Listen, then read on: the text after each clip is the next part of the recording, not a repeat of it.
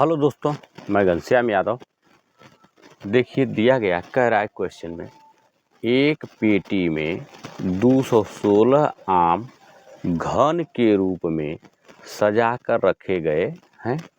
कह रहा है कि एक पेटी है जिसमें 216 आम हैं जो घन के रूप में सजा कर रखे गए हैं। तो कह रहा है ज्ञात कीजिए कि पेटी में आम की कितनी तहें हैं। देखिए घन का अर्थ होता है कि जितनी पंक्तियां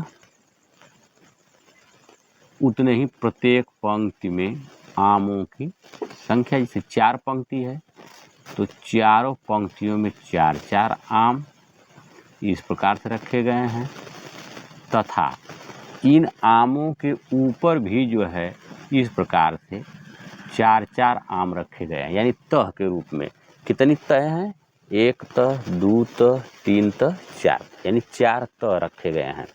तो घन का अर्थ हुआ कि जितनी पंक्ति उतने ही प्रत्येक पंक्ति में आमों की संख्या और उतने ही उसमें तहें जो है रखे गए हैं। तो कह रहा है कि तो हम मान लें, कह रहा है पूछ रहा है कि कितनी तहें हैं, तो हम मान लेंगे कि माना तहों की संख्या, तहों की संख्या बराबर यक्स। तो अगर तहों की संख्या यक्स है तो पंक्ति की संख्या कितनी हो जाएगी? पंक्ति की संख्या भी जो है हमारी यक्स हो जाएगी। अब प्रत्येक पंक्ति में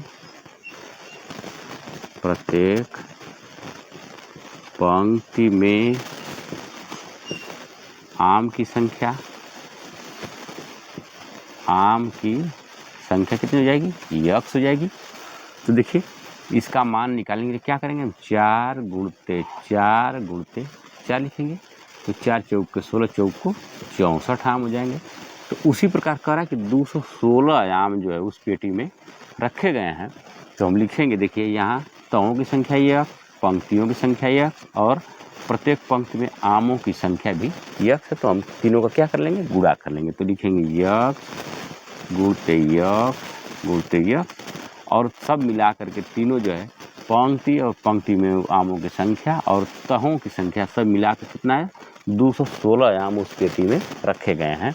तो हम लिख लेंगे 216। देखिए गुणा कर लेंगे, यक्स में गुणा करेंगे, इसके घात कुछ नहीं, 1 होगा, अर्थात यक्स घात कितने हो जाएगा? 3 बराबर 216।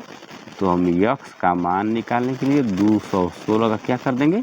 घनमूल। देखिए कड़ी के बाहर यहाँ पर अगर 3 लिख दिया जाए तो इसका अर्थ है घनमूल, और अगर यहाँ पर कुछ नहीं लिखा गया हो तो वह वर्गमूल होगा, या 2 लिख दिया जाए तभी उसका अर्थ वर्गमूल होता है। तो लिखेंगे हम, देखिए यक्स बराबर 216 का अब हम कर लेंगे भाग विधि से गुणनखंड। देखिए गुणनखंड विधि से लिख सकते हैं। देखिए हो जाएगा 2 एकम 2, 1 में भाग नहीं जाएगी, 0 बढ़ाएंगे, 2 8 16। फिर देखिए 2 से 2 5 10, 2 चौके 8, 2 से फिर 2 दूना के 4 और 2 सते 14। अब देखिए 3 से ही कटेगा, 3 9 27, 3 3 के 9 और 3 1 3। तो हम देखिए लिख लेंगे कड़ी में, यहाँ घनमूल का अंक लिख लेंगे 3, 2 गुणते 2 गुणते 2 गुणते 3 गुणते 3 गुणते 3। देखिए जब घनमूल निकालते तो 3 संख्याओं को हम ट्रिपलेट बनाते हैं। तो देखिए हमारा कितना हो जाएगा? 3 से 2 मिलने का अर्थ है कि 1 2 बार हो जाएगा, गुणते 3 3 मिलने का अर्थ है कि 1 3 बार हो जाएगा, यक्स बराबर, अतः यक्स बराबर 6।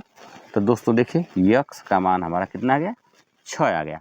और आपसे पूछ रहा था कि पेटी में आम की कितनी तहें हैं, यही केवल प्रश्न कर रहा है, तहों की संख्या।